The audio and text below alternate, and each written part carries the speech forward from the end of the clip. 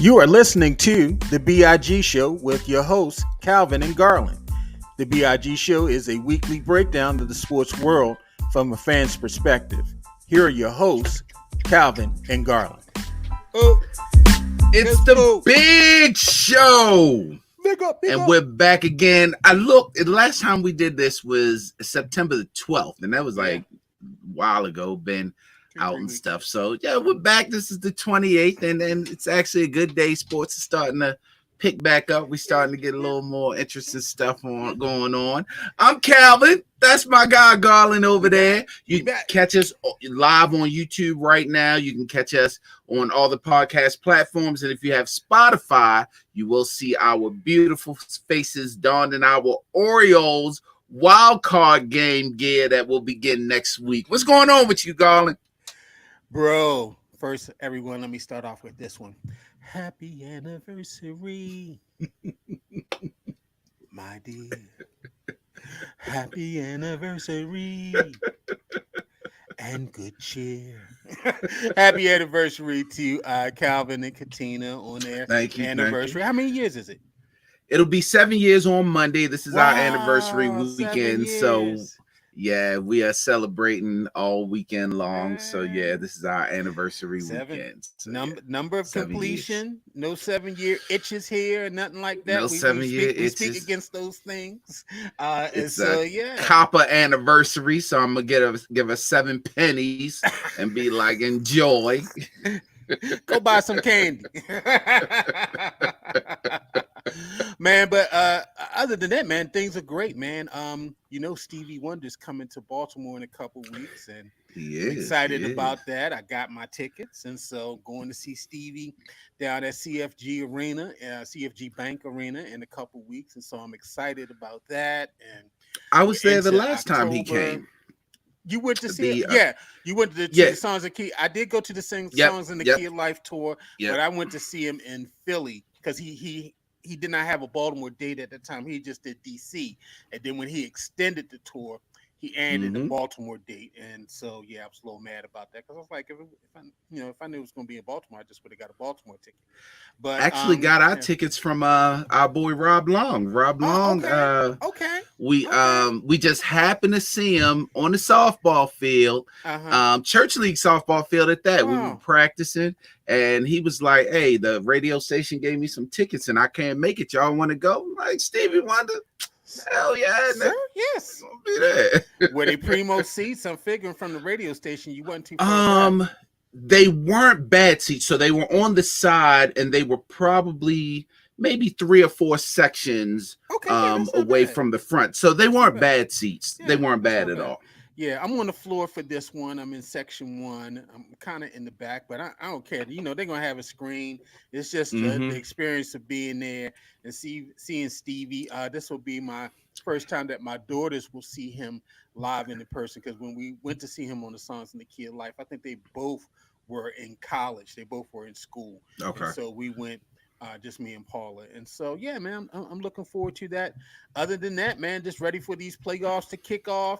Ready for this game tomorrow night with the Ravens, man. I mean, we can get into it when you're ready to get into it. Hey, man, we can get into it real quick. It doesn't matter where you sit at a Stevie Wonder concert, because it ain't like he can see you. But, yeah, what we're going to talk about today, Garland? That's so disrespectful. So I know that Calvin and all God's people, that we just have world unity and we be together. Anyway. That's where he would start out saying, and then Stevie would lean in and be like, and by the way, fuck that fat nigga. Right. Let me hold his wrist for a minute. Let me do the Ray Charles on him. Oh, yeah. That's a fat nigga right there.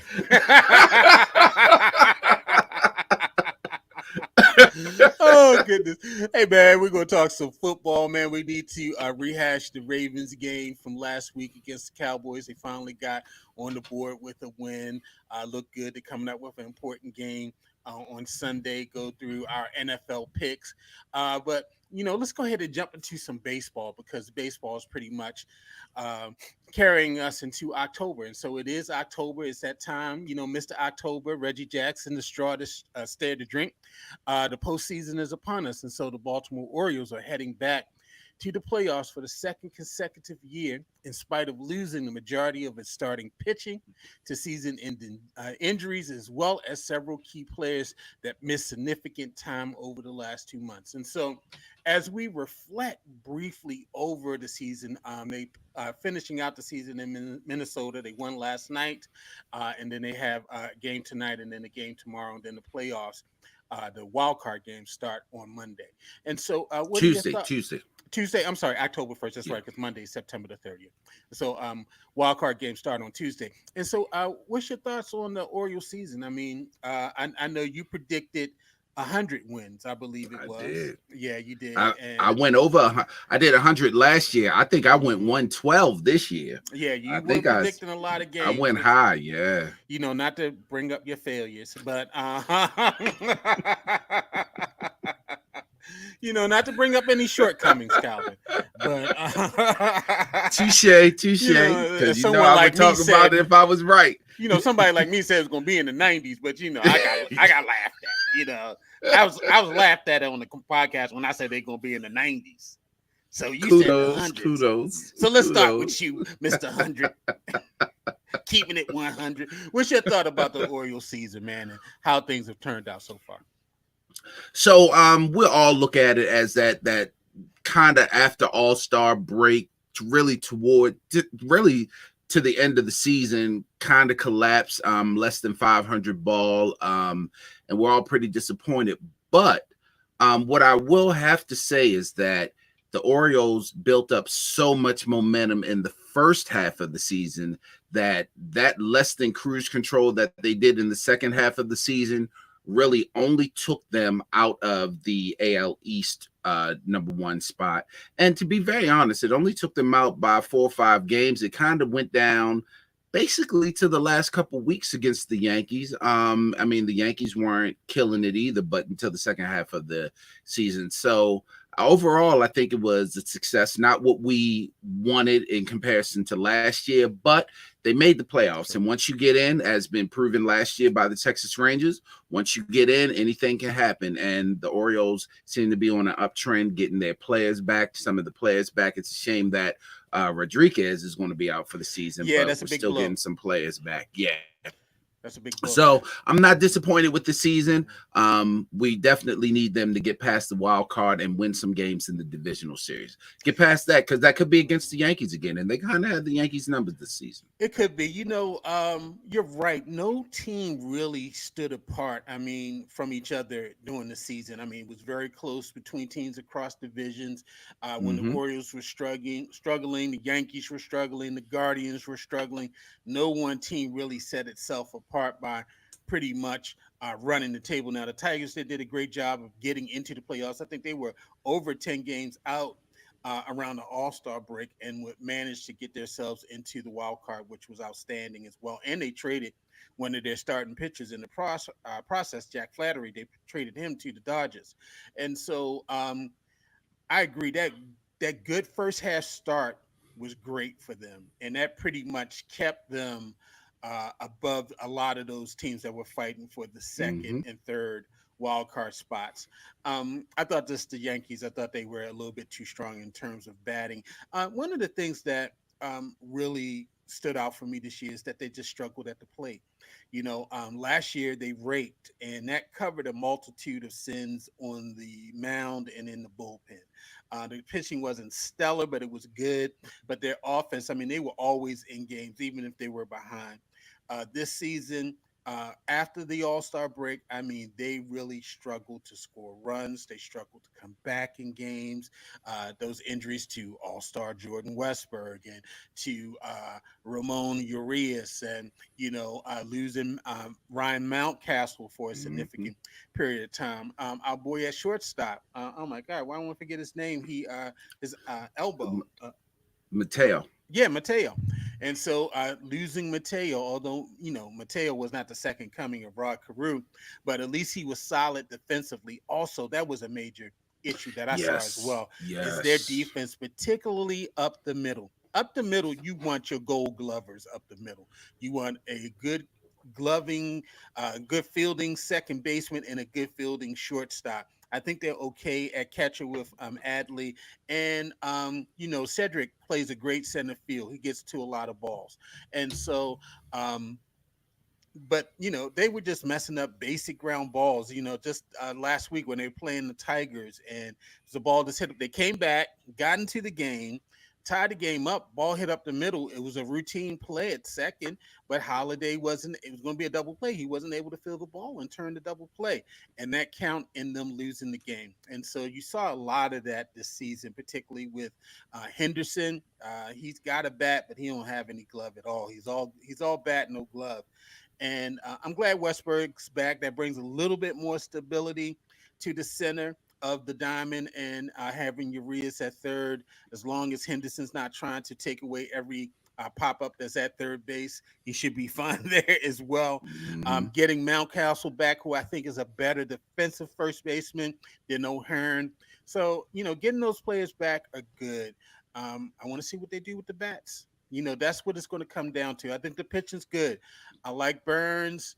I like Eflin in a short series. I think, if the bats get clicking, they could get this first wild card and then, see what happens when you get into the divisional.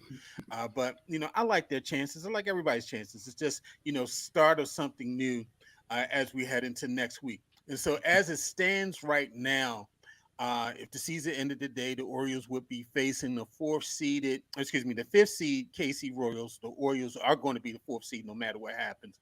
And so, depending on these next couple games, well, I think we're going to get KC. We're going to see the Tigers, or we're going to see KC. Out of those two teams, who would you prefer to see in the wild card? We still owe the Royals from that year. We should have won the World Series and Right, they beat us down. I ain't forgot that. right. And we haven't looked too good against the Tigers this year, so I would much rather face the KC Royals. Okay, But whoever comes to Baltimore, they can get it. It okay. don't really matter to me. They can get it. But if I had my choice, I would rather face the Royals. Yeah, I think I would like to see the Royals as well. They're being led by MVP candidate Bobby Witt Jr., who has Mm-hmm. had a phenomenal season in the field, at bat, doing everything that he can for them. They're great at catcher with Salvatore Perez. He's doing a great job behind the plate. They're pretty much a mirror of the Orioles in terms of young players, young pitching, really guys that are playing at a high level and all. And so whatever team comes here to be a good series. Now, the Astros, they're going to be the third seed, and more than likely, they're going to be facing the Tigers. Out of that wild card game, who would you predict would win?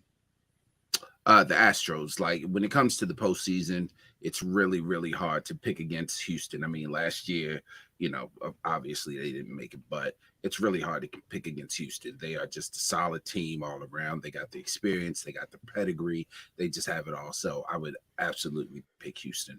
I agree with you. Houston, I mean, I think this is the seventh year that they've won the AL West. They've been in the championship series several straight years as well.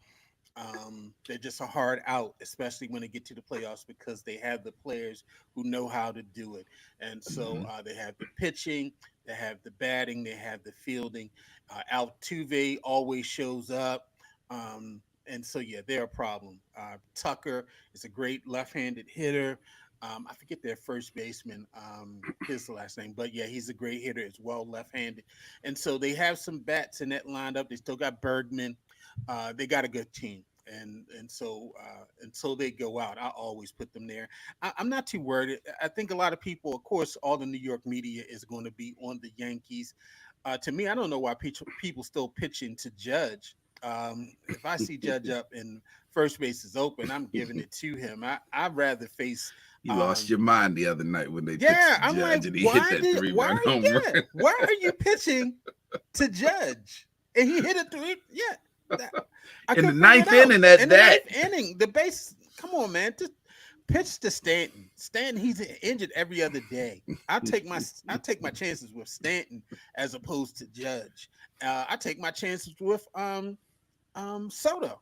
And so they're gonna have to figure. And I think when you get into the playoffs, you got better pitching, you can, make better choices. Maybe the coaching gets a little bit better. And so maybe, Judge won't see a lot of those pitches that he normally sees during the regular season that he's pulverizing. But to me, they're just very one dimensional. It's a home run or nothing at all. They're famine and feast.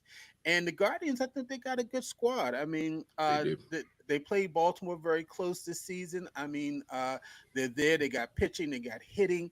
And so we'll see what happens. But it's going to be a good wild card coming up. Just an early pick right now. If you had to pick a team to come out of the American League, who would you pick? So I want to pick my Orioles. I mean, I absolutely want to pick my Orioles, but I will admit, having this youth movement going into these playoffs with some of these guys, their second year in the playoffs, some of them their first year, it scares me slightly. I'm going to pick the Orioles, but I would actually look at the Astros again, either the Astros or the Indians. I don't think the Yankees. I think the Yankees have enough hitting power, but I do believe a team like Cleveland, a team like Baltimore, a team like Houston, I do believe all three of those teams can beat the Yankees in a series. Yeah. Once you get past Garrett Cole on the Yankees pitching staff, they don't have too much left there. And so I think that's going to be their downfall. I'm with you. I like the Indians. I think the Indians have played well all season. And I don't think you can count out the Astros. I think they got a good seed, being the third seed facing the Tigers. The winner of that seed would face the Guardians at the next round in the division, and the winners of the Orioles, the Royals, that's what we're predicting series will face the Yankees. And so, some good future matchups. But I think the Astros have the better seed in terms of a way to get to the championship game. Uh, Instead of anyone that has to go through the Yankees, which would probably be a big test. Now let's talk about the National League. In the wild card, the number six Diamondbacks, they're going to face the number three Brewers, and the right now, as it sits, I believe it's the number five Mets will face the number four Padres. Who do you like in those wild cards? Excuse me. Sorry, it was a Excuse good me. question, y'all. I got kicked out, so I don't even know if you All saw. I right. got kicked out. No, because I was looking at the info, and so Okay. yeah, I didn't even know that. I'm just talking good. I didn't even know.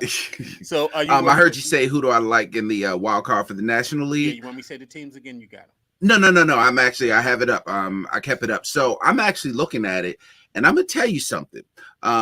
The Mets kind of played very strong towards from the All-Star break on. They played very, very strong. But I got to go with San Diego, who after the All-Star break went on this run. Yeah. I believe before the All-Star break, they were something like almost at 500, and they ended the season something like 25 or 30 games over from Wow. wins over losses. They were on fire. So I'm going with San Diego. I'm going with the Padres. Yeah, I like San Diego too. I like the Brewers in the first series as well. As a matter of fact, I think this is a rematch of last year's wild card as well, the D backs versus the Brewers, and the D backs wind up sweeping that series, if I remember correctly. And so that's going to be a good series. But I do like the Padres coming out. Of that Mets series, Padres have just been on fire since the All Star break. As a matter of fact, I like them coming out of the division. The Dodgers, I know they did a lot. They do a lot every year. They won a whole bunch of games this year. Ohtani did a whole lot. Their players are back, but it's something about the playoffs that is the kryptonite for the Dodgers. And I don't trust them. I don't trust the Phillies either. I think the Phillies are fugazi. I mean, I think if there's a team, I think their representative is in the wild card, not necessarily the one or two seed. What are your thoughts about the Dodgers or the Phillies? Can you hear me? Yes, I can. Okay. Because I don't know what's happening, but I keep getting Yeah, your kicked out pitch. and Yeah. all, and the picture went down and everything. But as long as you can hear me, we're good. You may Hmm. not, for all of you watch, if you're seeing this live, you may not see my camera. I'm not quite sure what's going on. But anyway, Hmm. going back to the Dodgers and Phillies. I like LA. I'm an LA fan. I think I picked LA to make the World Series this year, but something about the Philadelphia Phillies going back for a second year in a row. As strong as Philly is just a solid team. If you've watched them over the past couple of years, and you can hate on Bryce Harper as much as you want, he just brings a solidness to that team. Um, Along with their catcher, I believe his name is Real Muto. I can't pronounce it. Real But Muto. yeah, but I'm going with Phillies. I'm actually going to go with Philadelphia coming out of the Okay. National League altogether. Yeah, they do have a gang of pitching there. And they do tend to get hot in the playoffs. But I'm just thinking, I don't see any team beating the Padres. I just don't. Now, the Really? winner Okay. of the Mets Padres series would play the Dodgers, and of course the Phillies would get the winner of the 6-3 series, which would be either the Diamondbacks or the Brewers. Last year, the Phillies lost to the Diamondbacks in the NLCS. And so we'll see what happens with that. But baseball playoff time. Uh, Baseball's real good. And as a matter of fact, we can't use that old adage. Oh, it's a long game to watch. The games not anymore. Not Not anymore. anymore. Not anymore. A good game, if it's got a good flow, it's like 2.5 hours at most. And so, sit down and watch some of these games. They're going to be good. Let's talk about Shohei Ohtani for a minute. Since we've been out, Shohei Ohtani became the first player in Major League history to hit 50 home runs and steal 50 bases in a season when he homered 3 times and stole 2 bases to lead the Dodgers to a playoff clinching, 20-4 rout of the Miami Marlins. Ohtani, who could become the first full-time DH to win MVP award. Wow, did not know that. Is on pace to be just the third player to rank at least second in the majors in both home runs and stolen bases in the same season, joining Honus Wagner, who I saw play, and Ty Cobb. And so, I'm not that I was old. about to say, wait a minute, No, I ain't wait a never seen no minute. play. I ain't never seen no play. But he would join Honus Wagner and Ty Cobb, stars from more than 100 years ago. And so, we've seen a lot of buzz around Otani in this record, and you should be. I mean, it is a big record. But is Otani better than Barry Bonds? I saw the You saw that, buzz. folks? I saw the Yeah. buzz on social media. They said this season that Otani had is like the 11th best season that Barry Bonds Yeah, had in his career. yeah. So different eras of baseball, and I'm not talking about the steroid era. I'm talking Right. about an era where base stealing, you got a bigger base, you have the steel mitt that you can use now. Right. There's restrictions on how many times the pitchers can throw over. So it's a different era of baseball. What I will say, all in all, now when you, of course, he didn't pitch this year, and he probably won't pitch next year. When you add in his pitching, and I'm a Barry Bonds stan, like he needs to be Mm-hmm. in the Hall of Fame. Um, I think Shohei Ohtani is on his way to be the greatest baseball player we've ever seen. At this very moment, I'm still taking Bonds over Shohei at this very moment, but Okay. I'm not ruling out the fact that Ohtani could be the greatest baseball player ever. What he does on the field with so much ease is just amazing. And Sure. when you add the pitching into that, no one can touch that. You're not adding just normal fielding, and you're adding in pitching. Like pitches are so fragile now, and it just, yeah, man. Barry Bonds is still the greatest right now, in my opinion, but I'm not ruling out Shohei being the greatest when it's all said and done. Yeah, I think the only reason why we're not worshiping at the altar of Barry Bonds is because he was a jerk. If Barry Bonds had the personality of a Ken Griffey Jr. or a Tony Gwynn, someone who is fan friendly and media friendly, if he was a media friendly guy, one, he would already be in the Hall of Fame. I, Absolutely. I don't care what they said about steroids, they would have ignored that and they would have put him in. And I think he would get more reverence. That's the only reason why mainstream media does not give him more reverence, is because he was a jerk. And so, he has to, I guess there's a cost for that. And I agree with you, Otani, and the fact that, we kind of forgot he's a pitcher.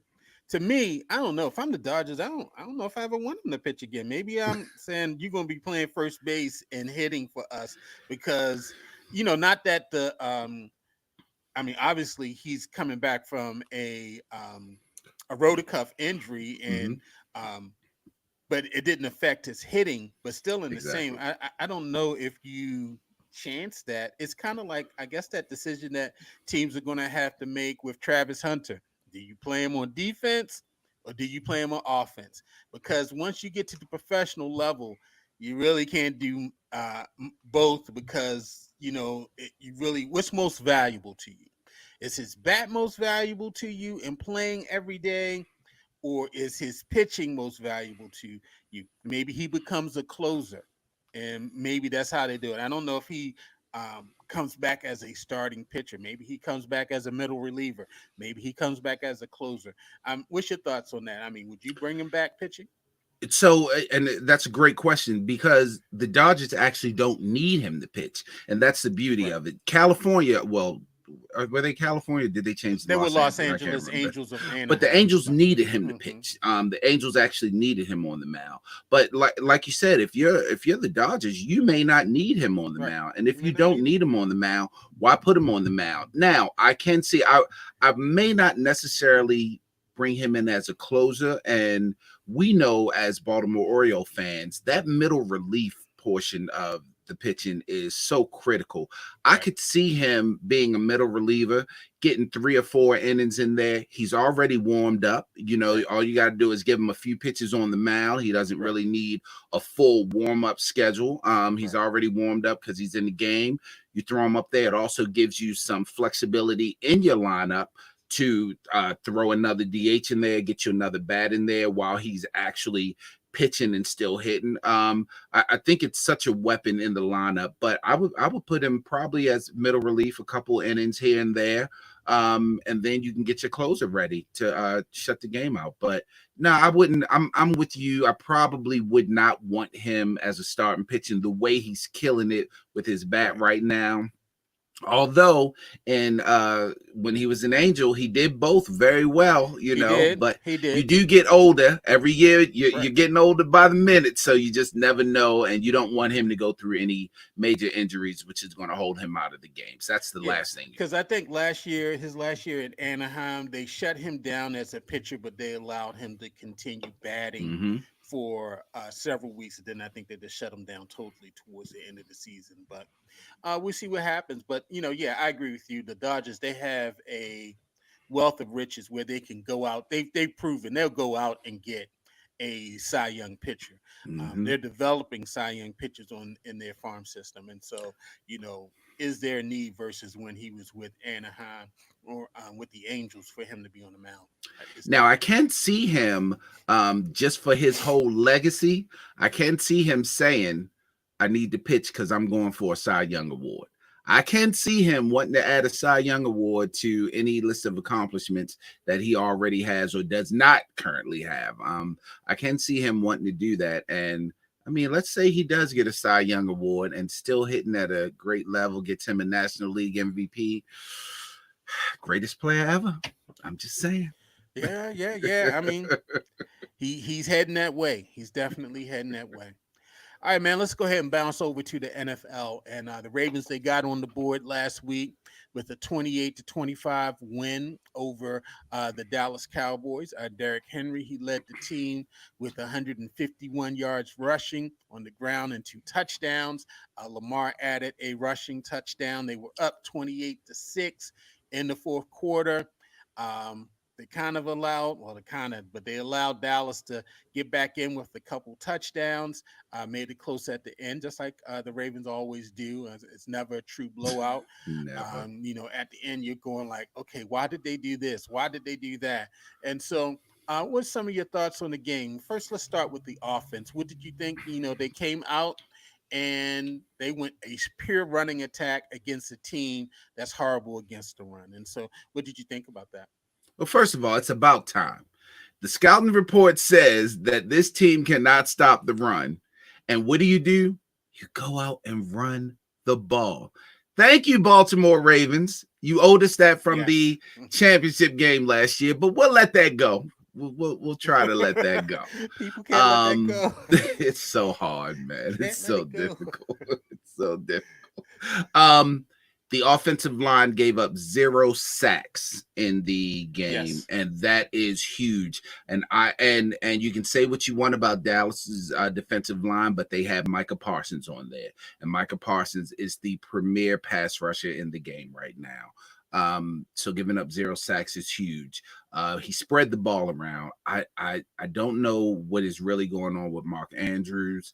The one target he got, the ball was off Yeah, it anyway. was horrible throw. It was a bad pass. And that was a fourth down pass, wasn't it? I No, it think it was was a third fourth, or down. was It it was third third down down pass? when they shouldn't have thrown the ball. They should have It been running the should ball. have run the ball. But yeah. I'm glad to see not only did they get the run, but I'm glad to see they fed Derrick Henry like we've been wanting them to feed Derrick Henry. Not just saying, hey, we're going to give him the ball, but letting him wear down the defense. And then by the time the second half came, third and fourth quarter, it was just arm tackles. They were trying, and that's when Right. you know you got this game because you're not tackling Derrick Henry with just arm tackles. I thought they played a decent game. So we don't talk about this enough. Our boy Lamar is MVP, two-time MVP quarterback, but there are some passes that he is critically off. We just talked about it with Mark Yeah. Andrews, Yeah. but some of these passes that Lamar's throwing at this point in his career, you need him to be on. And it's not just slightly off, it's off where the balls are behind, or it's off where the balls are just enough behind where the receiver can't grab it and run. You want to hit him in stride, and Lamar's not hitting him in stride. Right. So I don't know, because at this point he's been doing it all his career. So I don't know what's going to happen with that. Now, I will say it was good to see Rashad Bateman in the end zone. They gave Bateman an extension, and I have him on one of my fantasy teams, and I purposely put him on a fantasy team just to kind of track his success. He's given you at least 1 or 2 receptions for at least 20 or 30 yards every game, but you'd want to give him more because he is supposed to be the number 1 wide receiver. Zay is actually supposed to be the slot guy or the number 2 receiver. Right. Rashad's supposed to be the number 1, but so far this year it is Zay. So, but I'm not disappointed with the offense in Dallas. You hope that sparks him enough to go up tomorrow night against the Bills, who are not a great defense. They've lost people on the defensive line. The secondary isn't the greatest. So they're a little better than Dallas, but you just hope this picks up the momentum for them, and I hope the offensive line gets some confidence and feels some cohesion and can keep the running game and the number of sacks down. Yeah, I agree with you on several aspects you raised. I like the fact that you designed your game plan to take advantage of the weaknesses of the other team. You And ran the stuck ball with it. and And you stuck stuck with with it. it. I think there was a stat that the amount of yards that Henry had after contact were larger. So, that goes right into supporting, hey, he starts wearing teams down eventually to where they're coming up trying to make tackles. He's breaking some tackles. Is he breaking every tackle for a 30, 40-yard run? No. But if he's breaking tackles for a first down or 15 or 20 additional yards, then that's great because it's putting a lot of pressure on the defense. And it opens up the play action game where I think Lamar is a better thrower in play action Yes.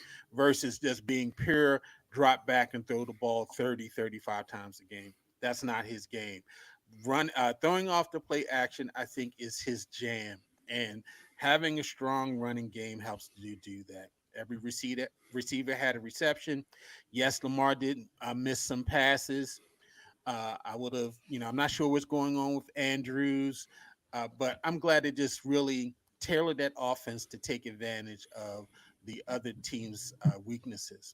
Now, also, I had to say that I think Munkin did a good job. I'm going to skip the coaching, then we can go back to defense.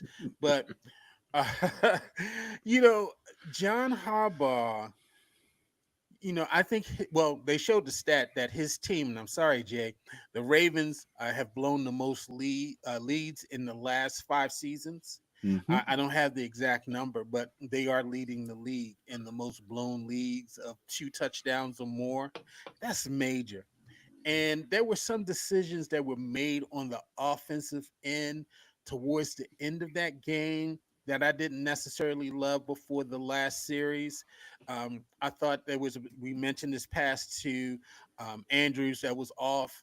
That was the series before they got the ball back after Dallas scores, and they make that first down to basically end the game where they take 3 straight knees. But that series before that, before they had to punt, they try a pass. To me, run the ball and let the clock run. Right now, the clock is your friend, and the fact that they would attempt the pass and the pass is incomplete, it gives Dallas the advantage. You stop the clock, you gave it to them before the 2 minutes, and that gave them a chance to come down and score. And so some of that, that might be, yeah, I mean that's minuscule because they won the game. But some of those decisions like that, I don't necessarily love. I mean, what do you think about Harbaugh and his ability to make those decisions in the clutch? Now they didn't have any delay game penalties. He didn't take any dumb timeouts like he's done in the last couple games. Uh, what do you think about the coaching in general? Um, so I think it's no secret how I feel about John. What I've noticed though is he seems to skirt accountability because I think he really just lets the decisions. He doesn't. Oh, it doesn't. It's like he does not overturn any decisions that Monken makes, or now that the I can't even remember the guy's name, the new defensive coordinator makes. Or It's like he just lets them do what they do. Now it was fine with Mike McDonald last year, and for all of you all, and we'll get to the defense, for all of you all that are on or because the defense is good, just remember Mike McDonald's first few games yeah, of his season. first couple The defense seasons we was were on him because they horrible. couldn't Yeah, close. the defense was horrible. Mm-hmm. And a lot of those games, that record you were talking about, that 10 games, a lot of those Mm-hmm. games were at home, and I only know because I was there and I Yeah, watched it, and yeah. it's painful. I don't know, man. Now I will say, I'm with you on Monken. So the one thing that they did that really said to me, hopefully they get it. And it's hard to say that they get it because they know more about coaching and all Sure. than me anytime. I've But never coached any. I've never coached at football at any level. exactly. But at the end of the game, they needed this first down. And what did they do? They didn't try anything Right. They fancy. put it in the hands of the person. They Mm-hmm. said, Lamar, act like you're going to give it to Derrick Henry and then get the first down. They gave it to their MVP and they let that Right. man work his magic. They didn't put it in the air. They didn't. If you want to call that a trick play, you could call that a trick play, but they ain't do anything fancy. He faked the handoff to Derrick and he ran up the middle and got the first down, sealed To the game. Zay. That's the kind of shit Mm-hmm. that you want. You know what I mean? Like it's like, thank you. You know what I mean? Thank you for not out coaching your own team. Like let him do his thing. Yeah, man. I wouldn't be, even if the Ravens make the playoffs this year, I would not mind if they moved on from John. You got the guy, what's his name, Bobby Slowick, and Yeah. offensive guy in Houston. He went on some interviews last year and didn't get a job. You got the guy. If you look at New Orleans right now, their offensive coordinator is blowing up. Now they did Yeah. lose He's a the game to QB. Philly. Mm-hmm. They did lose the game to Philly, but a QB in a running game, we already know how that works out. Mm-hmm. So yeah, I'm not a big fan of John. I will admit that he's most tenured coach, him and Tomlin right Yeah. now. Mm-hmm. And John has been successful with the Ravens, but there's a point where everyone has to move on. And Pittsburgh like to talk about they've only had 3 coaches since the 70s, and I get it, but let's talk about the Ravens. We've only had 3 coaches, and 2 of them are Yeah. Super Bowl winning coaches. And do you really count Ted Marchibroda? Because he was kind No. of just the holdover from Yeah. He was a Cleveland. placeholder. Yeah. Yeah, He was a so placeholder. They wanted to bring Belichick, but they wanted Belichick. yeah, Yeah. but well, because he was close. He was coaching Mm-hmm. Cleveland when they moved, and Mm-hmm. Modell knew that if I bring Belichick here to Baltimore with this move, and Belichick is so sour, it's not going to work. And so Right. that's why they decided to move on from Belichick. But the initial thoughts was, we bring in everyone with us. Um, I agree with you. I mean, to me, he's in the hot seat. If they don't make the playoffs and they don't go deep again and possibly get to the Super Bowl, I think you start considering that. I mean, you can only. I think Bomani, he said something a couple weeks ago. Bomani Jones, he was talking about Lamar and he was talking about the comeback by the Raiders. And that, eventually a lot of the things that happened in that Raiders game and was happening in the Cowboys game and happened in the Chiefs game, those are not things you can blame on players. Those are decisions, and it came down to decision making of should we go for this or do that. And when people are eventually going to start looking at John Harbaugh, because a lot of those things boil down to head coaching decisions. Mm-hmm. But we're so quick to put it on Lamar that Lamar, because we know Lamar saved his job. And so, Absolutely. and he carries kind of like a he's the covering for a lot of the stuff that Harbaugh, the decisions that he's made. A lot of times people reflect it back on Lamar. Lamar can't throw. Lamar did this. Lamar did that. He's not a winner. But a lot of these games have come down to coaching. That we already talked about last year. I'm not going to go and rehash it. That was coaching malpractice. Mm-hmm. That didn't have anything to do with Lamar. He That really was should have been fired right. after that. That was coaching malpractice. And so, yeah, I agree with you. I think eventually you're going to have to start looking at the head coach and start saying, hey, these decisions are not good decisions. It Let's may talk. be Super Bowl or bust for John. I mean, you're talking about deep in the playoffs. It may I agree actually with you. be Super It Bowl or might be bust Super Bowl because bust. last year, if you look at it, last year was really their year. Like last year was the year of the Ravens, and there was no one in sports media that would have told you any different.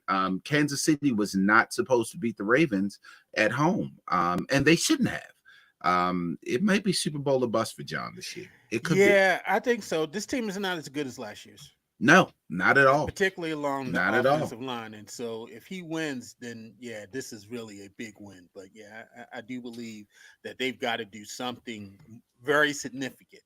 Um, I think he's on the hot seat. Well, let's talk about the defense real quick. Hmm. I thought they played well throughout the game. They were able to get after the quarterback, but once they got to that fourth quarter, that pass rush just disappeared. I mean, it was a lot of almost theirs, and it's difficult. This is the NFL. You're not going to completely shut out these teams. They're too good. Even the worst team can throw the ball. Even the worst team has receivers that can catch and run. Hmm. And so you can't cover everything.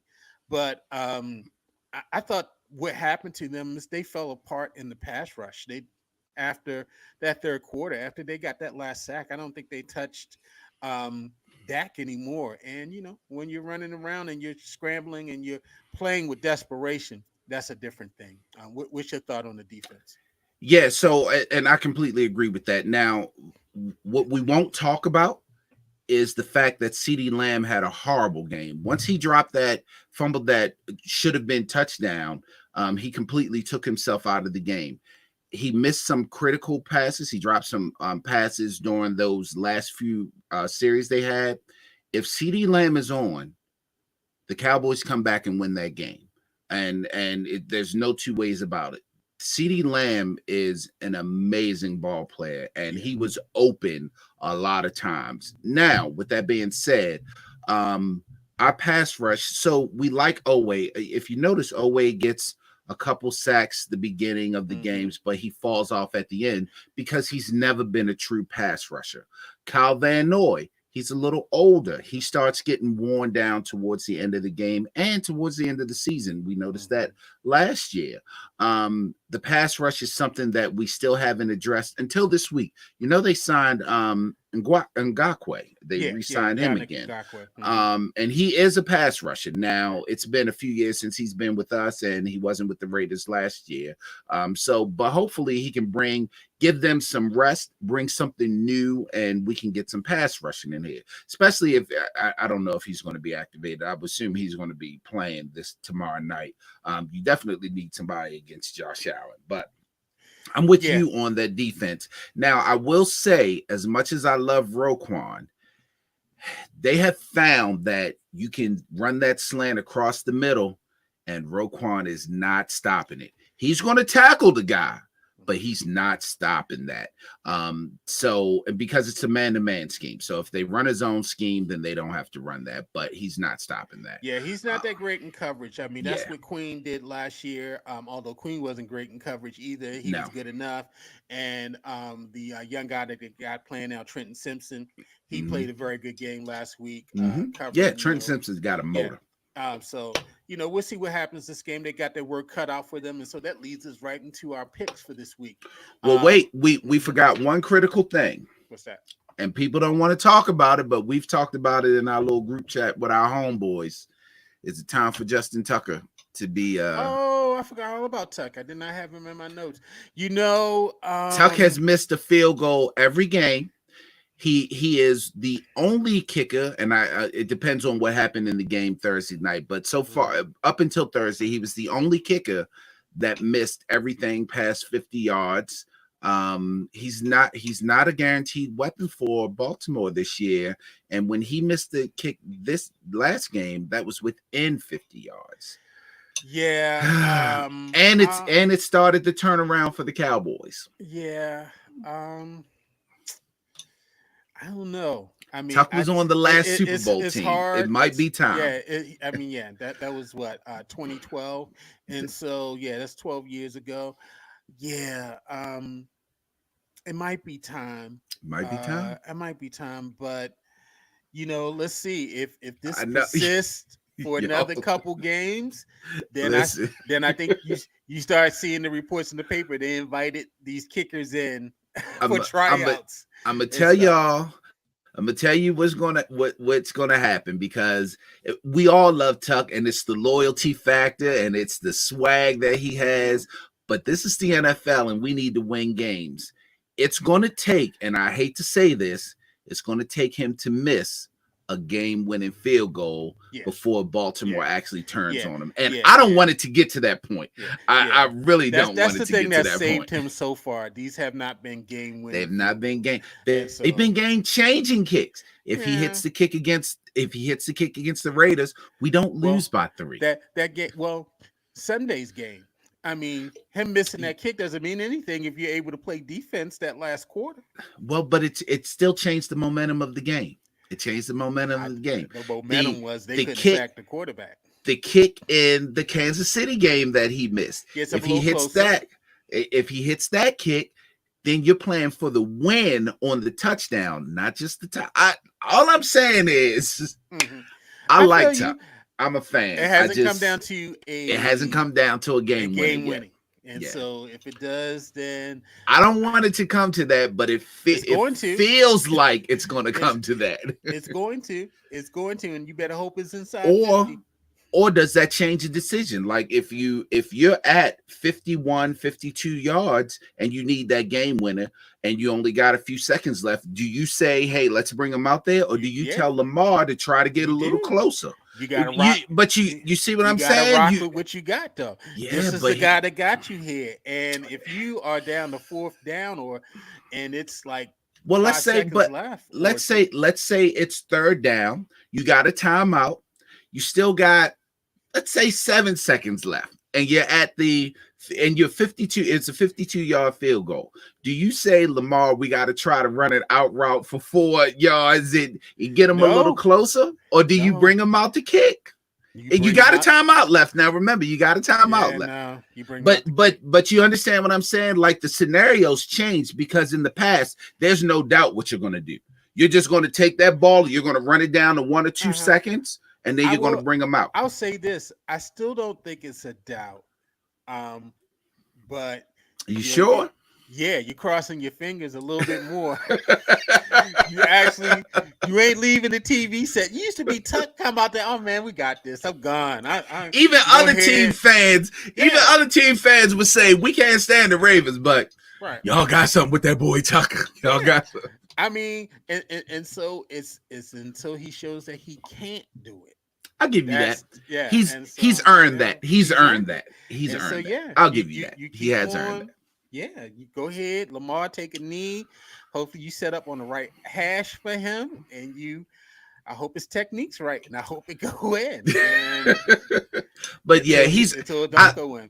You know what? I will definitely go with that. He's earned the right to continue to get the chance for at least the rest of the season. Right. It reminds me of when the Knicks, they had John Starks and Patrick Ewing. This is when they were battling the Bulls. As a matter of fact, I think this was before Jordan came back and they were in the finals against the Rockets. And John Starks, he had some up and down games, and I think in Game 6 he was horrible from 3-point. And someone asked Pat Riley, how come you didn't go to someone else? And he's like, this the guy that brought us to the dance. This the guy that brought us to the prom. If it was not for John Starks, we've got to respect the fact that he got us here, and so we're going to keep on riding on that and give him a chance to do it. And I say the same thing about Tuck. I'll give you that. He's done it. I just saw a little clip today, the 66-yarder against Detroit. I'm like, yo, that seemed like it was 20 years ago, but it was just like 3 seasons ago. It wasn't that long ago. 3 or 4 seasons ago. Something it was like about that. 3 or 4. Yeah, it was about 3 seasons ago. It had to be. So Detroit came and played us at home. Yeah, and so we were at Detroit. Yeah, we were at Detroit. That. So yeah. No, it was like three seasons before. It depends on how seasons. It was Dan Campbell was the head coach, and I think that was his first season. Okay, so then it was 2 years before that because Dan Campbell, I think this is his 4th year as their head coach. Okay, I said 3 years ago. Yeah, you're right. Mm-hmm. Yeah. And so, thank you for bringing up Tuck. So we see what happens with him, and that leads us right into our picks. And Calvin tried to delay this because he know I'm winning in the picks right now. So he just wanted, what about Tucker? All right, bro. You trying to be thorough. You know I'm winning. That's why you want to bring up. Let's talk a little bit more before you start talking about these numbers. All right, bro. Well, wait a minute. What about? Yeah. Although I lost in the guillotine league, y'all, I'm leading in the picks right now, 28-25. Last year, all. I thought you were up by like 5 or 6. No. Actually, last week you had a good week. You had 8 correct. I had 8 correct. As a matter of fact, we've been even. We've been even the last 2 weeks. I did jump out ahead in the first week. I had 12 to 9. But the last 2 weeks, we both have been right down the middle with our picks. And so this season is crazy, man. Yeah, it is. As a matter of fact, last week was a big upset week. Mm-hmm. I mean, the Giants won. We both took the Browns. The Texans, Broncos won. We both took the Bucks. Yeah, we both took the Bucks. The Texans, we both took the Texans. Vikings won. We both took the Saints. The Eagles won. So we both took the Raiders. The Panthers won. We took the Niners. I actually took the Panthers, but peer pressure. Garland made me change it. No, he gonna text me. You know what? You know that was a mistake. You know I ain't taking no Panthers. It was really a mistake, and I was just like, when I looked it over, I was like, "What the hell am I doing?" And then, of course, they didn't just win; they beat that ass. Right. Now, you did get the upset special with the Commanders over the Bengals. I took the Bengals at home, and you took the Commanders on the road. So that was a good pick on your part. And so let's go ahead and run through on the Saints visit Atlanta to play the Falcons. I'm taking the Falcons. Who are you taking? Okay. I'm taking the Saints on this one. I got the Saints. Right. Going to rock with the Saints again. The Rams are in Chicago to play the Bears. I'm taking the Rams. The Rams are down receivers. Give me Chicago. Give me my boy Caleb getting his first. Is this his first win? Yeah, it would be the second win. This would be his second win. Give me Caleb. Okay, the Vikings, they're in Green Bay to take on the Pack. I'm taking the Vikes. Malik Willis is actually playing. The Vikings I think defense is Jordan really Love is good. going to play. They already saying that he's going to play tomorrow. Jordan Love is back, but the Vikings defense is really good. They are 3-0. Where they playing at? They're playing in Green Bay. I'm gonna take the Packers. Give me the Packers. All right, we'll take the Packers. The Steelers, they are in Indianapolis taking on the Colts. I've taken the Steelers in this one, the surprise team of the league. They are, but the Steelers are way too high. The Colts are going to beat them at home. Give me Indianapolis. Taking the Colts. The Broncos, they go to New York to play the Jets. I'm taking the Jets. Yeah, it was a good game against Tampa Bay, but short-lived. Give me Jets. They caught lightning in the bottle on that one. The Eagles, they faced the Bucks again in a rematch of last year's playoff wild card, which the Bucks won. I'm taking the Eagles. Bucks are a little mad. Give me the Bucks. All right. The Bengals, they're looking for their first win of the year. They head down and face their former franchise quarterback, Andy Dalton, and they're playing the Panthers in Carolina. I'm taking the Panthers on this one because I hate. Really? Yeah, because I hate the Bengals. Who you take? Whoa! You got the Carolina Panthers over the Bengals, and I'll say this: the Bengals defense is butt. The Bengals defense is not that good this year. Last couple years, yes, they had a high-power offense, but their defense was real good. They had some great linebackers. They had some great defensive backs. They lost all of those players through free agency. They're suspect to me on defense, and I think the Panthers they can score on them. Andy, you think Andy Dalton is going to beat the Bengals? The Commanders came in there and handled them. On their home field in a shootout. T. Higgins is back. He was back last week. Jamar's back. He was back last week. They got that new boy, ISO, whatever his name is. Whatever his name is. He was back last week too. He was there last week too. Wow. I got the Bengals as a desperate team. I got them beating the Panthers. I would normally have picked the Panthers, but the Bengals are desperate. They cannot. 0-3 is bad enough. They absolutely cannot go on 4. That's why I want this to be the nail in the coffin. They lose Sunday, season's over with. I'm going to take the Bengals. I'm going to take the Bengals. The Jags are in Houston to take on the Texans. I got the Texans. Yeah, I got the Texans. Trevor Lawrence is absolute trash. Yeah. He's having a horrible season so far. The Commanders, they head over to Arizona to play the Cardinals. Little man and them didn't do too good against the Lions last week, but I'm going to stick with them. I'm going to take the Cardinals. Yeah, it was fun while it lasted, Washington, but give me the Cardinals. All right. The Patriots, they head to the West Coast to take on the Niners. I got the Niners. Everybody's coming back for the Niners for this game. Yeah. I don't think Debo's playing. He's on my fantasy team. Okay, yeah. I know the tight end is coming back. Ayuk and Purdy's starting. Yeah. So but I'll take the Niners. All right. The Browns, they're without I don't think they're without any players, but the Raiders are without players. They don't have Devontae. They don't have the guy, the pass rusher that disrupted the Ravens. Max Crosby? Yeah, Max Crosby's out as well. Crosby and Devontae are out? Both of them are out. I'll take the Browns. Give me the Browns. All right. I will take the Browns in that game as well. The Chiefs, they are in LA to take on the Chargers. I got the Chiefs.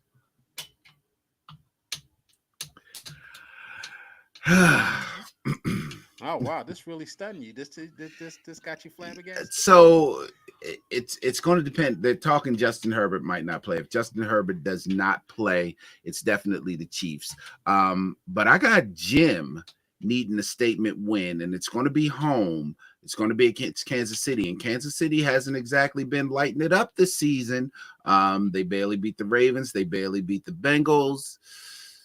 I really want to take the Chargers. Give me 1 second. Let me see Justin Herbert's status. If Herbert's playing, I'm taking the Chargers. I don't know. I think he's still questionable. Yeah, that's the only thing. Oh, shit. Hold on. Real quick. Let me check. Justin Herbert injury. Chargers quarterback expected to start versus the Chiefs in week 4. All right. Don't make a difference. 3 hours ago. I'm going to take I'm taking the Chargers with a caveat. I can't change the Ain't no pick, but I'm gonna take caveats in this I'm one. gonna take the Chargers. It's I'm gonna win or take the lose. Chargers, but I can't change the pick, and I realize that. But I will say, if for whatever reason Herbert doesn't play, I would have taken the Chiefs. But I'm gonna take the Chargers. All right. Let's go to the Monday Nighters, and then we'll come back to the Ravens on the Sunday night. Monday night Titans are in Miami to take on the Snoop Huntley-led Dolphins. Snoop Huntley will be starting quarterback for the Dolphins. We all know Snoop here in Baltimore. He was signed off the practice squad about 2 weeks ago by the Dolphins. Both of their quarterbacks are down with injuries. Titans are horrible anyway. Levis is not a great quarterback. Who you take? I'm taking the Dolphins. I don't care who they got. Are you really? Yeah, I'm taking the Dolphins. Every time they put Tyreek back there and let him take direct snaps and run. Listen, every time someone talks about Tyler Huntley, they mention Pro Bowl. They don't mention he only made it because no one else could play. Listen, that was one of my come on yos. Don't make me go find that. Do you know what Tyler Huntley's record was as a Raven starter? 3-6. Yeah, it was less than 500. The dude is not that good. I know that the Titans have a decent defense. The Dolphins are a better offensive team though than the Titans. I'm taking Tennessee. All right. I'm not a Tyler Huntley. Damn, have we agreed on any games this week? No. I think we got. This is good picks. Good picks.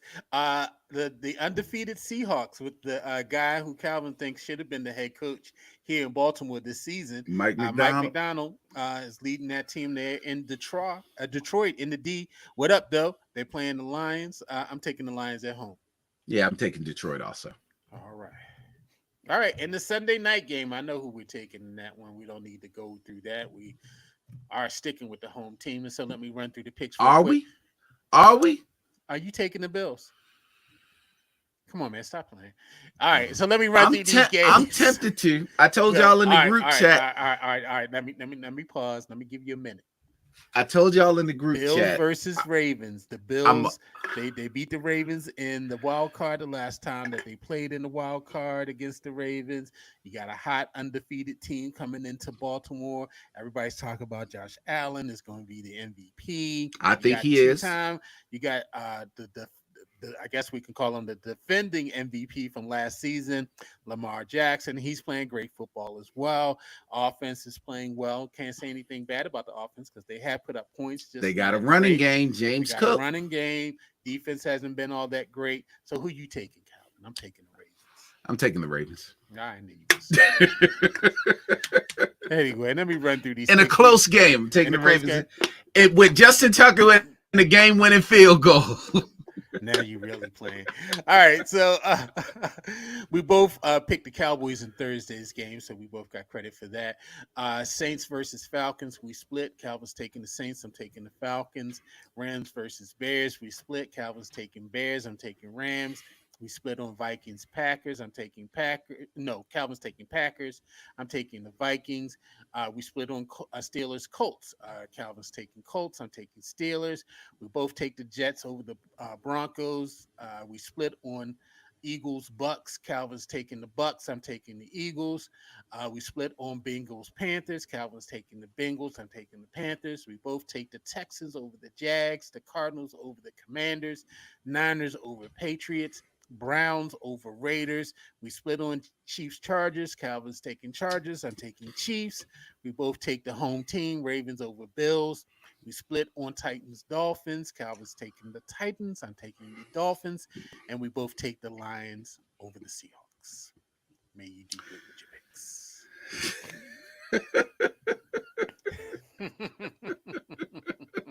We're going to see, y'all. We're going to see. This going to either open it up for you or tighten it up for me. Right. I'm trying to run away. This might be it. If I lose this week, I might not be able to catch up. I'm trying to run away. We're going to see what's up. All right, real quick, music corner. This is a short one. This is not even music as well. But this is one of my favorite albums. As a matter of fact, for people of my generation, which are 50 and over, you probably listened to this album in your parents' basement. Your parents probably used to have something in their record collection called party albums. These were like albums of stand-up comedians that they would put on. They were very funny. And this particular album, a lot of people snuck down in the basement to hear, and then you went to school and try to recite these jokes like you actually came up with these jokes. And that album is That Nigga Is Crazy by Richard Pryor. Now, That Nigga's Crazy is the third album by Richard Pryor. It was recorded live at Don Cornelius's Soul Train nightclub in early 1974. Didn't know that Don Cornelius owned a nightclub.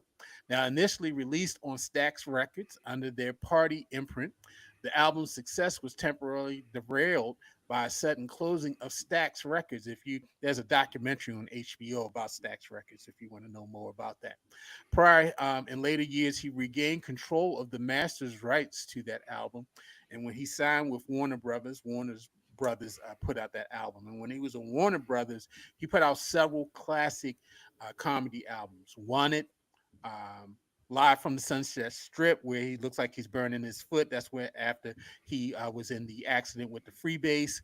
But That Nigga's Crazy is really kind of like my favorite Richard Pryor album. I mean, we used to sneak in the basement, turn it down low to hear these jokes. Hope I'm funny, nigga with a seizure, have your ass home by 11, niggas versus the police, flying saucers, wino dealing with Dracula, black and white lifestyles. I mean, Richard Pryor he birthed a lot of today's comedian style. Eddie Murphy, um, Dave Chappelle, Eddie Griffin, all these guys, Chris Rock, all of these people can trace their lineage to Richard Pryor. And so That Nigga's Crazy. Richard Pryor, if you ever get a chance to it, it's on, I'm sure it's on Spotify and it's on Apple Music. You want to have a good laugh, you're feeling a little down, you want some jokes, pull that album up. So my mom, she had all the Richard Pryor albums, but I didn't pick up the sneaking and listening until Live on Sunset Strip, which was actually a VHS that she had. Okay. And of course he had a bunch of jokes, but the one joke I remember when he was like, I know what y'all talking about me. Y'all ain't shit. Y'all do this, light a match. And right. Who's this? Richard Pryor running down the street. I know all that. So shout out to Richard Pryor, man. Yeah. A lot of people loved Wanted. Wanted was a double album, and that was very funny as well. They had the Jim Brown skits on it and the monkey talking to the dog. That's when he was really in the freebase, and his wife was trying to leave him on New Year's, and he shot the tires like that shot one, and then the police came, and I went in the house, and they said, "Why are you going to the house?" I said, "Because they got guns too, and they don't shoot cars; they shoot niggars." And so, Richard Pryor, man, Richard Pryor. If you watch Fight Night, you will notice the similarities between Fight Night and Uptown Saturday Night, which is Richard Pryor and Sidney Poitier. Have you watched Fight Night? You gotta watch it, man. It's actually very Uptown Saturday. Richard Pryor was in. I thought that was Sidney Poitier. I'm thinking and Bill Cosby. Yeah, Bill Cosby. Richard Pryor was in. Was it a boxing movie? No, Richard Pryor was in. He was in Bingo Long, and he was in Car Wash. He was in. But he was in one of their movies. God damn it, and I can't remember which. Anyway, I got my black people mixed up. I'm sorry, y'all. So moving on. Got my blacks mixed up. Go ahead, man. Hit us with the top 10. Yeah, let's do the top 10. So I want to go through the WNBA is now in their playoffs. They went into the playoffs during football season. Started on a Sunday game, which no one understands why the WNBA is scheduling stuff against the greatest sport ever. So we have no idea what they're doing. You were right. Uptown Saturday Night, he was in that, but he just had a thank you. Part. Mm-hmm. Thank you. I knew. You were right. Trying to tell me I got my black people wrong. Anyway, he had a very small part. I think they chased him. I think he had some money, and they were chasing him around the city or something like that. But anyway, so just in honor of the WNBA and the way, if you notice, WNBA, they prance in now. They do their little modeling thing coming into the arena. They do a lot of fashion. I guess we'll call them fashion walks. They like to show their fashion. So not to sexualize any of them, but I wanted to go through and I told Garland, let's talk about our top five each, but we'll make it a top 10 sexiest, most attractive women in sports. And I wanted to just keep it to athletes, because if we started adding commentators in there, boy, we'd be here all night. We had to make it a top 50. At first I was doing commentators, and then I was like, oh, I had to say athletes. Yeah, had to say athletes. I was getting caught up. Like, yeah, this shorty. I had Christine Williamson on there, like, the bald head shorty from had to have Joy Taylor. I had Kari Champion on the list. Oh my god. Anyway, all right, yo, let's go. We're not sexualizing these. These are great women athletes. Malika was on there. Chini and Bumake was on there. Anyway, let's go to athletes. I'm gonna just go ahead and let you do your five, Garland. Who's the five that you have? We may go. So let's keep on. We may have some of the same ones. All right, Dejanay Carrington. Carrington. She plays for the Connecticut Sun. As a matter of fact, she was just selected as most improved player this year in the WNBA. She's been with the Sun for a couple seasons. She went to Stanford to start her career in college. She graduated from Stanford and then went to Baylor and played a graduate year at Baylor. As a matter of fact, she was on the team at Baylor. They made it. This is when Baylor was on a little championship run. This is before Kim Mulkey left there to go to LSU. This was her last year at Baylor. And she had a shot she was fouled. She was fouled by what's the chick that's on there now? I forget her name, but anyway, AZ flooded one of those, and they should have won that game. And so she's a great player. She's a model, all those things, but she's definitely a great player as well. So nice. Dejanay Carrington. I'm gonna let you go. Just run your five. All right. This is not a basketball player, but this is an athlete. Sydney McLaughlin Laverne. She won the 400-meter hurdles in the Olympics. Okay. As a matter of fact, she was on the open 400. She was on the 1600-meter relay. She won a gold medal of that as well. She's defending champion in the 400 meters as well. She had a whole gang of commercials over the summer during the Olympics. Beautiful young lady. I believe she's from the Midwest. Great runner, great athlete. I mean, all those, you can name about 10 track women. They should be on this list because they all look great. We saw that over the summer, them stretching, getting their little run on and whatnot. I was like, run, sisters, run for America.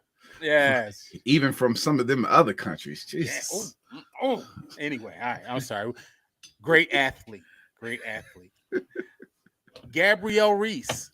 Now, a lot of people probably don't know who Gabrielle Reese is, but Gabrielle Reese is one of the pioneering women professional volleyball players. Mm-hmm. She was one of the first one that came on the scene in terms of the explosion of women's volleyball on TV. She's married to Laird Hamilton, who's a surfer. And so, she was one of the first women that kind of was this it was not just her athletic ability, but it was also her beauty that people were attracted to in terms of her skill level. And so she's kind of like one of those pioneer of women volleyball players. Serena Williams. Got to put Serena on the list. I mean, the cat suit, all of that. And besides the cat suit, her tennis career. I mean, it's the second most women's singles. She has titles. She has not broken the record. She's gotten close to it, but she hasn't completely broken it yet. But we might as well give it to her. And just in the modern era, she brought power to the game. And so all your women power players out there, they're a direct link to Serena Williams. I don't know what's going on with her face right now. I know we shouldn't be going into that category. Looks like she's had some plastic surgery that doesn't necessarily, it's not all the cutest, but Some bad nonetheless, stick surgery. yeah. She ain't had no BBL, but it looked like the lips had a BBL on. So, and finally, Layla Ali. And so, yes, Yes. Layla Ali. I was Layla in love with Ali, her for a long time. Ali, Muhammad Ali's daughter. Again, a pioneer in women's boxing, not the first, but one of the ones that kind of helped catapult the women's boxing into the mainstream. She was a champion.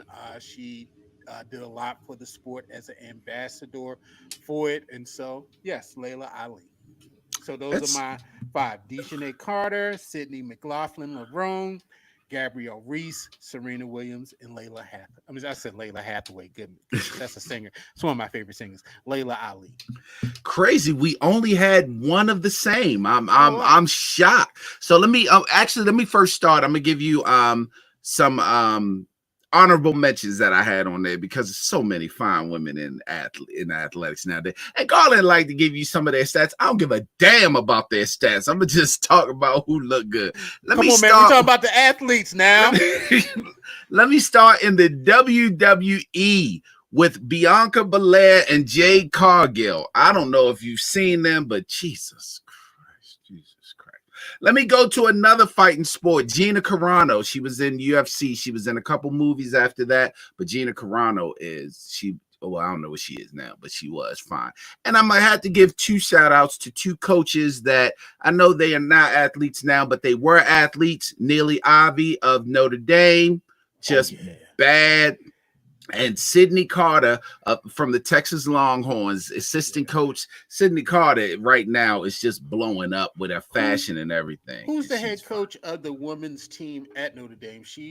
That's Neely. That's Neely. That's Neely Ivy. That's Neely Ivy. Yeah. Sydney Carter is the assistant in Texas, one of the assistants. Speaking of Notre Dame, I had another shout out to my girl. I can't remember her name. She's in WNBA now. Skylar Thompson Diggs. That's Skylar Diggins Thompson. Skylar Diggins Thompson. There you go. So let me get into my five. My number five, in no particular order, but yeah, we're gonna make it in order, is Lindsey Vonn, U.S. women's skier. She dated Tiger Woods for a while. Some black athletes. Yeah, she liked black athletes. Lindsey Vonn was bad too, boy. And let me start going. See, I gotta go back in the day for my next ones. I got Tina Thompson in there. You know how I feel about Tina Thompson with them big lips, and she played for the Houston Comets back in the day, WNBA. Just something about Tina Thompson. Dominique Dawes, U.S. Gymnastics. Yeah. Dominique, when she used to come on TV and I was a little tyke, I used to be like, oh my God, who is that again? Where's the baby oil? Anyway, moving on. My next one is the same one that Garland had. This is where we repeat it, and that is Serena Williams. And I will have to qualify and say old Serena Williams, because this new version of Serena. Hold on. Is this like Big Luther and Little Luther? Something like that. Something Luther like with that. The curl and Luther with the straight cut. Something like that. Luther with the weight and Luther skinny Luther. Yeah, Big Luther or Little Luther. Man, I can't. Yeah, it's the old Serena for me, because the new Serena, I don't know what's going on with her face. And shout out to Venus, because Venus is starting to look very, very, very good now. I mean, attractive woman, yeah, she was always attractive, but she's starting to. I'm into when they get a little more mature, right? A little more mature, you know. Next for me is, and I don't know how you missed this. I don't know how you missed this one, God. This one disappoints me with you. What? The finest track athlete ever in the history of the world is FloJo. Lord have mercy. Yeah, FloJo. You talk about a little nigga in love with a track. She used to, that hair and them nails used to, oh my God. She would come to, FloJo was fine. She was. Number one. She was good. My number one finest women athlete.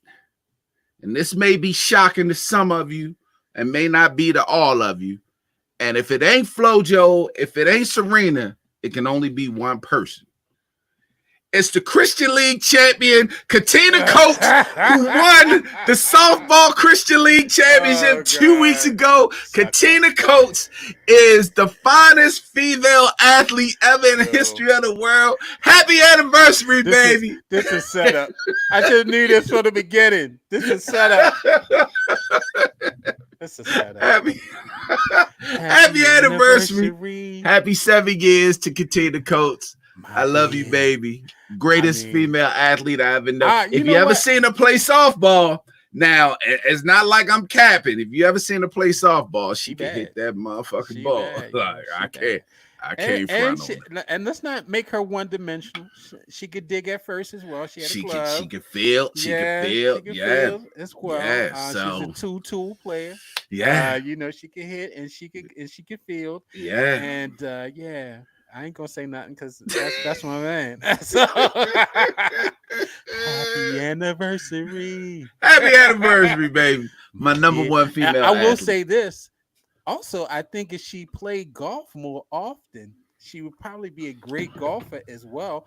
When we went out and I was trying to show Calvin and Katina how to hit a golf ball and all, and I just gave her a couple basic instructions, and man, she was driving the ball so good that all the white gentlemen proceeded to come up to our stall to you're hitting it. Wow. This white boy almost got his nose caved in because he straight came up and pulled her up while we were standing there, just totally disrespectful. I was just like, so that's your new little friend now? That's shit. Excuse me, niggers. You are hitting the ball extremely well. Hey, man. Fun fact about Katina. We've played basketball together. She's actually a decent basketball player. Golf, you mentioned, and she's actually a decent bowler also. Like, okay. Yeah, she's an all-around athlete. And shout out to her mom, my mother-in-law. Was a great athlete herself. I've been over there and seen some articles in softball. She was actually a softball pitcher. Seen some articles in softball and basketball. And according to Katina, not just her mom, but the whole family of females were athletes. So she had no choice but to be a decent athlete. So she comes from a lineage of great athletes. And yes, great female athletes. Great female athletes. From the root to the fruit. All right. Yep. I ain't mad at it. I ain't mad at it at all. Shout out Katina. All right. Now, my come on, yo. Brothers that get on using your show as propaganda to shout out your wife or anniversary. The setup. Hey, man, let's do top 10 female athletes. Fine, female. I'm like, oh, okay, brother. Okay, brother. Normally we go back and forth. I knew Katina could be on the list. I'd have put Katina on my list. Golly. That's a mess, y'all. Anyway. Come on, yo. My come on, yo. Real quick. I was watching the football game. I was watching last night was a great football game. Miami, Virginia Tech. That was a great game. But I was watching the game today. I think it was the Colorado game. And they won. They were blowing the team out. And a Donald Trump ad came on against Kamala Harris. It was like an attack ad. And it said, you know, Kamala might be for the they and them, but Donald Trump is for you. Because they were talking about how Kamala wants to support transgender operations for illegal immigrants and people in prison. And so they found some ads somewhere, her saying something, you know, it's probably taken out of context. But the funny part at the end, Calvin, was that part. He said, hey, Donald Trump, Kamala Harris might be for them and they, because, you know, we use pronouns now. Mm-hmm. But Donald Trump is for you. And so, come on, Donald Trump. That was fun. And he had some pictures of her with transgender people. Come on, Donald Trump. I had to admit that ad was funny. I mean, it's not gonna make me vote for Donald Trump, but I was like, I had to run it back. I was like, did my eyes just see this ad? And he said she's for them and they, but Donald Trump is for you. Yo. So come on, yo, Donald Trump, stop with these little funny ads. You ain't gonna win. I don't care what you do. You ain't gonna win, but nonetheless. Go ahead, man. Hey, man, I'm so well. You know what? Let me leave the political alone. Let me go to my come on, yo, because I don't even want to. I don't even want to hear from Donald Trump. So my come on, yo, is to and my last one was to the same organization, and I'm gonna have to do it again because they keep pissing me off. My come on, yo, is for the Baltimore Orioles. The last time I jumped on their asses, it was because of the way they handled our season ticket package, where they got too big. You couldn't get one. You got to buy two now. They took away some of our benefits and all this and that. Now it is for the way they handle the playoff tickets. So one of the reasons that the crew, because that's what we are, we're old man crew. One of the reasons that we got the season tickets is because we wanted to get first priority for the playoff games, which they did not lie. They gave us first priority for the playoff game. But you know what they did? They first said you can only get as many playoff tickets in advance that you have season tickets. So we all had one. So we all were like, well, okay, then we're just going to have to figure out a way on this date when it becomes available to get together and, get online or something and make sure we get all our seats together. But you know what the Orioles did? They said, oh, no. We're not doing it that way. What we're going to do is let you go online and pick your section, but we pick your seats. That's crazy. So it's a random seat. You can't pick your own seats. So once you click on the section, they give you the seat. Me and Jay were on there. We tried 7 different times for like 6 different games, and none of the games did we have the seats together. I'm in row 5, he in row 7. I'm in row 10, he in row 1. Like, we can never get seats together because they randomly pick it for you. But wait, it gets better. So, for the wild card series, there's at least 3 games all at home. Right. For the divisional series, there's going to be 7 games and 3 maybe home, depending on where you fall a seed. More than likely, because you'll be a lower seed, 3 games at home.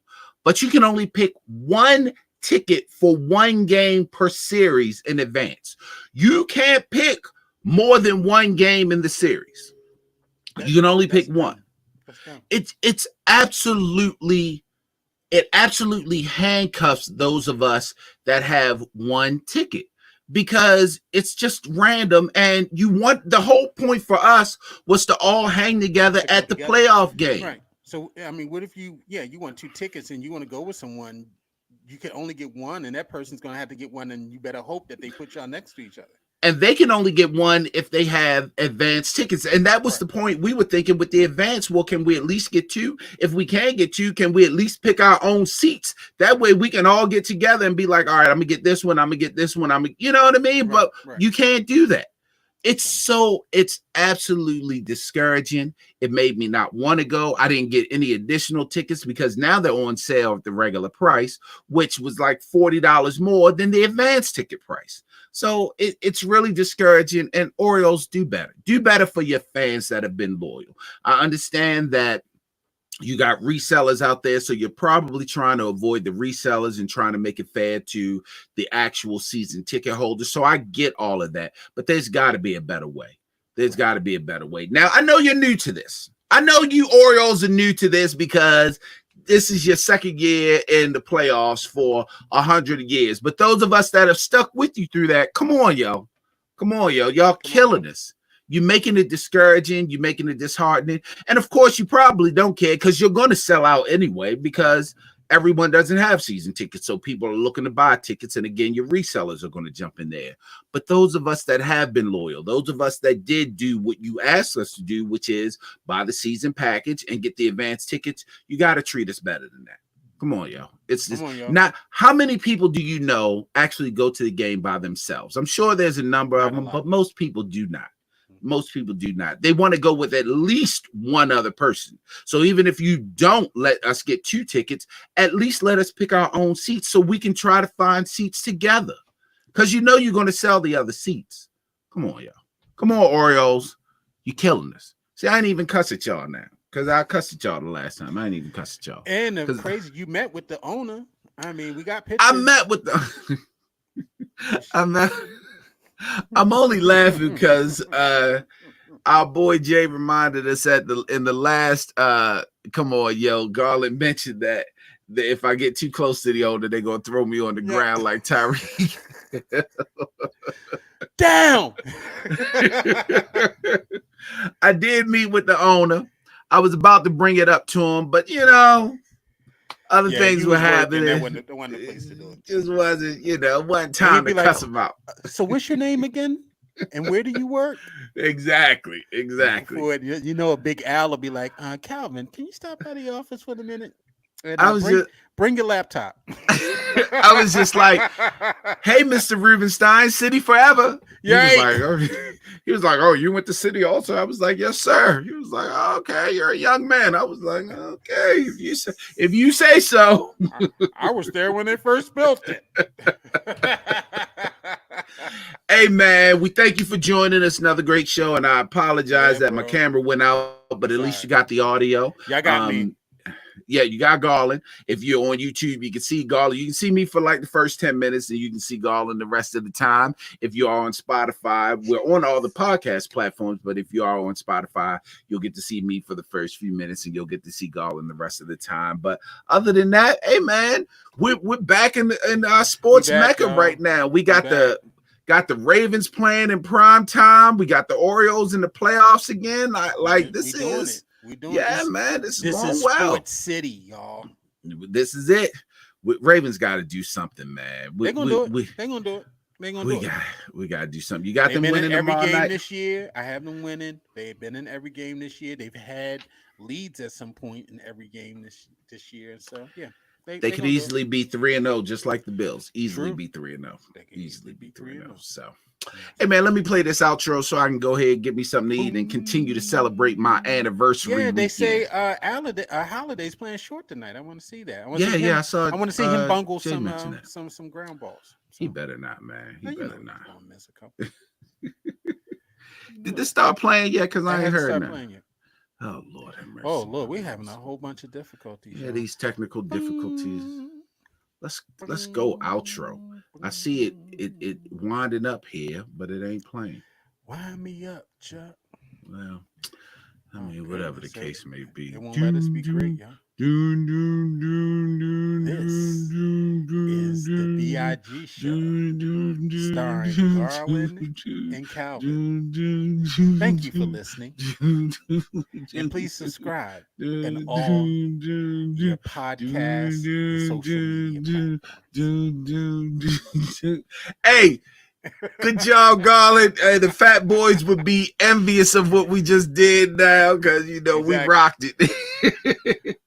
Hey, man, I'll let y'all. We'll talk to y'all later. Later, Garland. Peace.